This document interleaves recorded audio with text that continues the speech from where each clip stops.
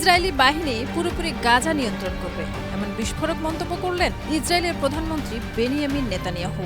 এটি ছিল ডিসেম্বরের পর তার প্রথম সংবাদ সম্মেলন, যেখানে তিনি এই বার্তা প্রদান করেন। আল জাজিরা 22 মে তথ্য নিশ্চিত করেছে। এই অভিযানে গাজার প্রতিটি অংশ ইসরায়েলের নিরাপত্তা বাহিনী নিয়ন্ত্রণ করবে। তিনি এটিকে চূড়ান্ত ধাপ বলে উল্লেখ করেন। নেতানিয়াহু আরও জানান, গাজায় ইসরায়েলি বাহিনী এখন শক্তিশালী আঘাত হানছে এবং এটির লক্ষ্য হল পুরো যুদ্ধের অবসান ঘটানো। তিনি জানান, গাজার দক্ষিণে সাম্প্রতিক এক বিমান হামলায় ফিলিস্তিনি স্বাধীনতাকামী সংগঠনের নেতা এবং সংগঠনটির সাবেক প্রধান ইয়াহিয়া সিনওয়ারের ভাই মোহাম্মদ সিনওয়ার নিহত হয়েছেন। সংবাদ সম্মেলনে নেতানিয়াহু ইঙ্গিত দেন, যদি সম্ভাব্য কোনো অস্থায়ী যুদ্ধবিরতি ও জিম্মি বিনিময়ের সুযোগ আসে, তবে তাতে ইসরায়েল আলোচনায় যেতে পারে।